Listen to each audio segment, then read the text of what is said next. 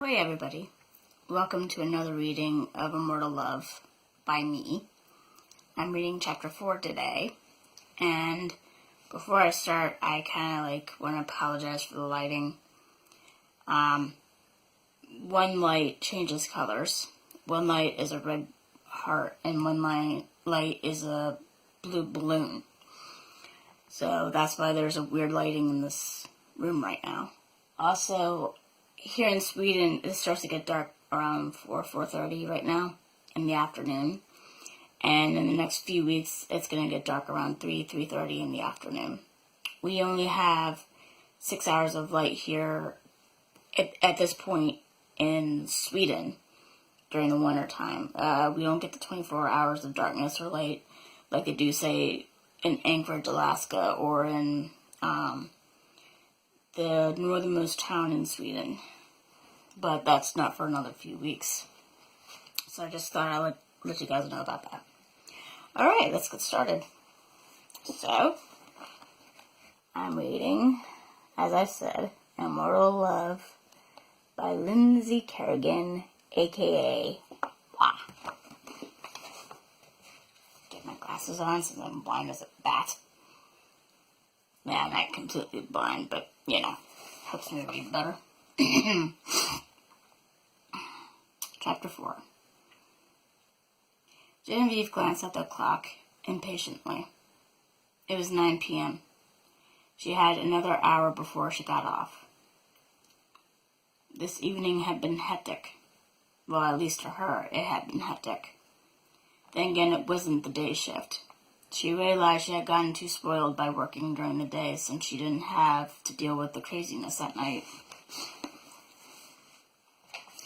There had been a fight earlier with two men over a woman. Apparently, the woman was married to one of the men. That sounded bad. Sorry about that. Apparently, the woman was married to one of the men, and she cheated on him with the other. She didn't get why people cheated on their spouses. If someone had an issue with their spouse, they should either work on it or break it off. It always amused her that people assumed she was a divorcee because she used to be married. Of course, she always got the satisfaction of making them feel stupid when they found out she was widowed. During the fight, beer had been thrown on her. One of the moronic mutants decided that he was going to throw his beer into his opponent's face. Well, the guy ducked and she got drenched instead. Ashton, the bouncer from 7 to Sorry about that. Ashton, the bouncer from 7 to 10 p.m., threw the two men and the woman out. Pete had been nice enough to let her shower upstairs. He gave her an extra shirt and let her borrow his daughter's slacks. The slacks were a little long, but it was better than being in the beer-soaked slacks she wore earlier. I'm sorry, I cannot talk for some odd reason. I'm sorry. She wore earlier. While she had been upstairs cleaning up after the beer bath, Pete's daughter Sandra had been waiting on her tables. Sandra had been relieved when she came back. Genevieve told her thanks, and Sandra left the restaurant to go back upstairs to the apartment that was above the restaurant. Things were crazy for the first 15 minutes that she returned, but eventually everything settled back down again. Finally, it was time for her to get off. She gathered her stuff from her locker in the employer's room. Pete sat at the table reading a newspaper. "How are you doing, Jen?" he asked her curiously. She shrugged. "Doing all right," she replied as she got out. Doing all right, she replied as she got her jacket on. "Thank you for all you did for me earlier." "It's no problem," he told her.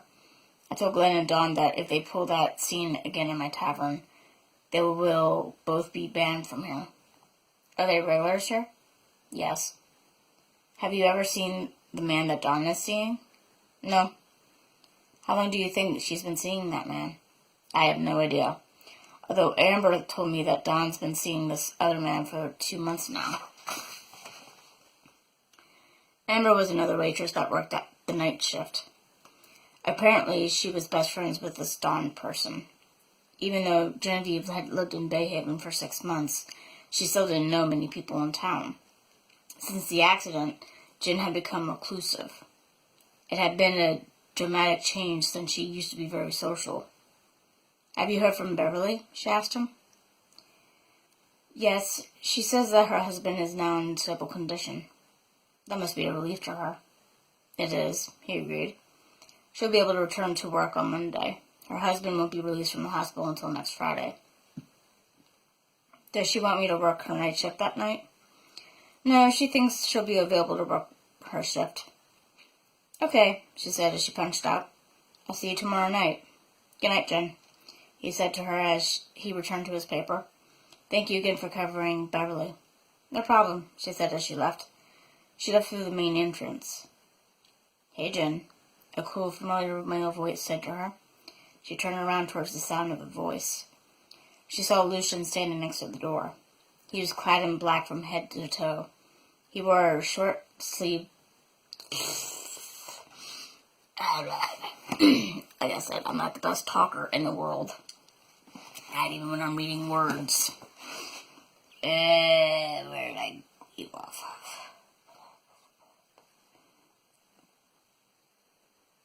There we are. Sorry about that.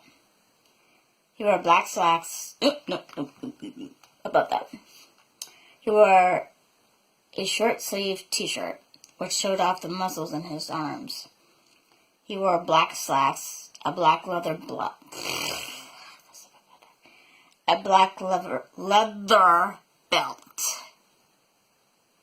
black socks, and black shoes. His medium-length hair. I forgot a word. Oh dear. His medium-length black hair was combed back. He looked hot, in a dark and dangerous way. "Hey, Lucian," she said as she smiled at him, bashfully. "Are you heading home?" "Yes, although I'm going to stop somewhere to get something to eat," she replied. "It's a bit too late for me to cook." His eyes... Did I seriously just said eyes? Eyes? Is that a word? His eyes roamed over her and stopped specifically at her throat. She didn't know why, but something about him staring at her throat sent a shiver down her spine. "I don't blame you," he said with his voice a little gruff. "Well, I'll see you tomorrow," she said as she walked away. "See you," he said as he watched her walk away. She stopped by Taco Bell on the way home. She ordered a Nacho Bell Supreme without cheese and sour cream. She vehemently disliked most dairy products. She always gagged whenever she tried to consume sour cream, milk, cheese, unless it was on pizza, and whipped cream. She did like pizza and ice cream, though. Unfortunately, she always got sick after consuming them because she was lactose intolerant. Also me. Does that sound familiar? She also got a Pepsi. After paying, she requested a handful of mild sauce packets to put on her nachos. She got home and ate her dinner. Then she cleaned up and got ready for bed. She was tempted to take another shower, but figured she would take one the next day after she went swimming. She brushed her hair. I'm blind. We should make this a drinking game. How many times I mess up reading this? Each time I mess up, take a shot. Unless you want to do something else if I mess up. And please tell me in the comments what your little game is for every time I mess up. That would be interesting. That would be fun, actually. Oh, dearie, where did I leave off? Okay, I know where I left it now. She brushed her teeth, washed her face, and combed her hair. Then she climbed into bed and went to sleep. The next night at work was still hectic as the night before, but less dramatic. There weren't any fights. No one gave her a beer bath. She glanced towards the clock at the bar. She had a half hour left. She had just taken it over when she caught sight of Lucian coming in. He looked at her as he made his way towards the employee room. She was impressed he didn't run into anyone. If she stared at someone like that, she would definitely crash into someone. She moaned inwardly when she saw Dawn and Glenn walk into the tavern. She noticed that Pete fixed them with a stare as if telling them that if they caused a scene, they would be banished from the tavern. They took a booth in her section. She walked up to them and with her pen and pad. Dawn was reading the menu. She had shoulder-length, curly, dark brown hair and hazel eyes.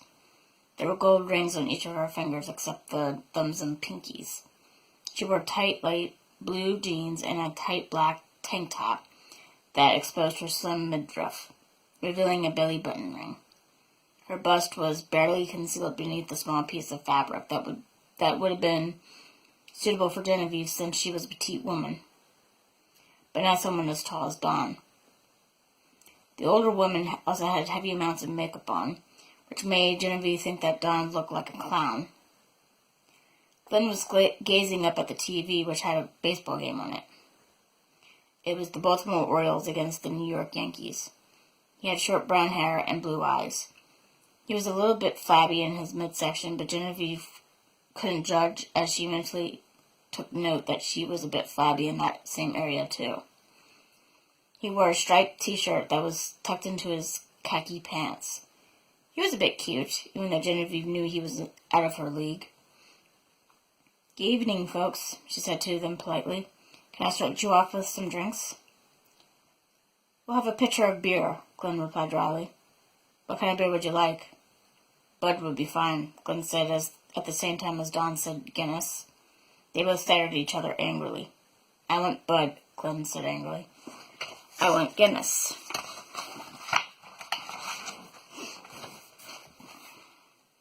They continued to stare at each other angrily. Genevieve could understand why they weren't great together, although she thought Dawn cheating on Glenn was still wrong. "We'll have a picture of Guinness," Glenn said finally. "I will also have a mug of Bud." That was a nice compromise, although she got the feeling from him that he was always sacrificing for his wife. Personally, she thought that Dawn didn't deserve that kind of treatment from him after she got caught cheating with another guy. Then again, they were probably trying to work out their problems too. "Would you guys like to order now or after I get back with the drinks?" she asked them. "The cook is slow, so we would like to order now," Dawn replied remotely. Genevieve inwardly winced at the woman's accusation. She thought Elliot was a very good cook. He knew how to cook, and he cooked fast. She didn't know what the hell Dawn was talking about with him being slow. No one else complained about how slow Elliot worked. "What would you like to have?" she asked them. "I'll have the fried chicken dinner," Dawn replied as she handed her menu to Genevieve. "What would you like your sides to be?" Dawn looked at Genevieve as if she would like... I messed up there. I have a typo, I believe. Okay, let me correct it. Improvise time. Genevieve looked at Genevieve as if she would like to smack her in the face. I left out the to smack her. "What do you think they are?" Genevieve raised an eyebrow. "I don't know, ma'am," she replied, trying hard not to sound snarky. Dawn rolled her eyes at her. "I want mashed potatoes with gravy and green beans," she said angrily. "It's not that fucking hard to forget." Genevieve felt her urge to kill beginning to rise. "Ma'am, I'm sorry if I didn't know what your favorite sides are," she said sweetly, though there was still beneath. "It's not like they post a list of what everyone's favorite foods are in the back." "Don't pay attention to my wife," Glenn said to her sympathetically. "She's under the belief that everyone is telepathic." "Oh, shut up, Glenn." "You shut up," he exclaimed. "You're always acting like you're high and mighty, like everyone should bend to your every whim. Hell, this girl doesn't know us, and you expected her to know what your damn sides were?" "What would you like to have, sir?" Genevieve interrupted before a shouting match could start between the couple. He looked at the menu quickly. "I'll have the chicken pot pie." Genevieve wrote down his order on her notepad. "Would you two like anything else?" "No." Dawn sneered. No thanks, Glenn said as he smiled at her. By the way, I'm sorry I accidentally threw beer on you yesterday. It's okay, Genevieve said softly and walked away. Are they giving you any trouble? Pete asked her when she put in the drink orders. Not really, she replied. That woman is a bitch, though. She got pissy with me because I didn't know what her sides were. She's like that, Pete remarked. She gets that way with the new employees, too. Up until yesterday, I let them get away with a lot. How long have they lived in Bay Haven? For 2 years now, he replied as he put the picture on her tray, along with the mug. Okay, she said as she walked back to Dawn and Glenn's table. She gave them their drinks without an incident. She put in the order into the kitchen for their food. She looked at the clock again. It was time to get off. Another waitress named Leslie was going to take over her tables for the rest of the evening. She briefed the woman on the status of each table and told her about Dawn's behavior. Don't worry about it, dear, Leslie told her as she put on her apron. I've gotten used to Dawn enough where I turn her out when she's not giving me her order. I won't have to, Genevieve remarked as she took off her apron and put it in the hamper to wash, which Pete had in the employees' room.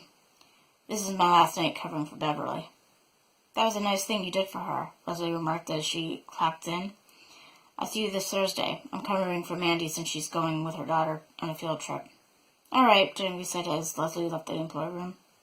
She locked out and grabbed her belongings. She walked past Lucian at the entrance to the bar. He was checking people's IDs. Hey, Jen, do you have a minute? He asked her. She turned around. Sure, she said with a smile and walked back to him. What's up?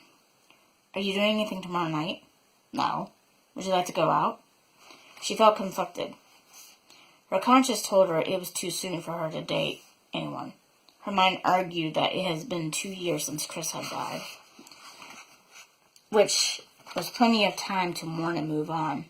Her logic told her that she swore that she would be Chris's wife until death, and that's what had happened. Her mind and logic won in the end. She smiled at him. Sure. He smiled back at her. Can I have your number? Yes, she replied as she got out her notepad and a pen from her purse. She scribbled her phone number and handed it to him. He wrote his phone number on another small sheet and handed it to her. Where would you like to go tomorrow? The movie drive-in, she replied. I've always wanted to go to one. Your wish is my command, he said with a smile. What time does the movie play at? 9 o'clock. Sounds good, she said. I'll pick you up, he told her. Do you want my address? No, I'll get it when I call you tomorrow. Okay, she said, suddenly bashful. I'll see you tomorrow, Lucian. I look forward to it, he said as he brushed a finger down her cheek. She blushed. Me too, she said as she walked away. Bye. Bye, dear, he said as he watched her walk away. He felt himself smile. He seemed to be doing that around Genevieve a lot. He hadn't really dated anyone since his wife. That had been over 1,000 years. Of course, one could say Aurora could count. Yes, they did end up in bed together. However, he didn't feel the same way about Aurora that he did with his wife and Genevieve. Aurora had been a wonderful friend with benefits who eventually became his sire.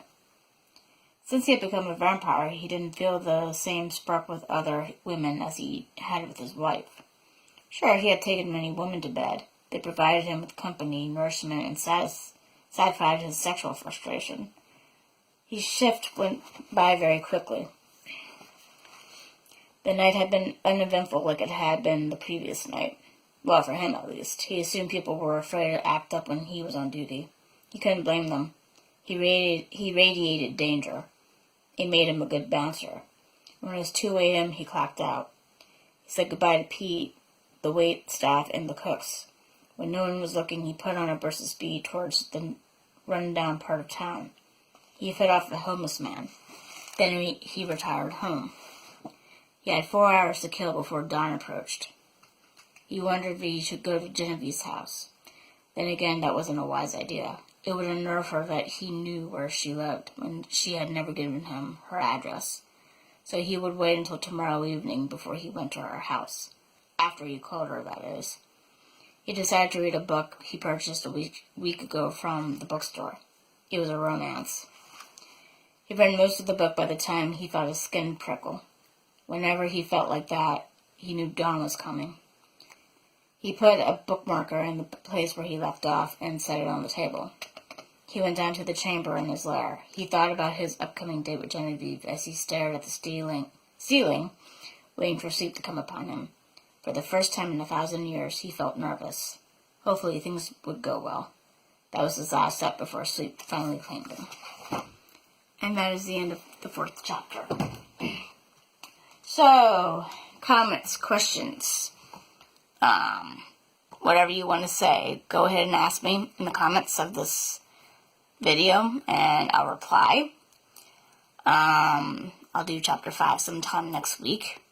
And as I said before, I'm only doing 10 chapters. So you got 6 more chapters to go. Alright. See you, everybody. Love you all, and love to your loved ones.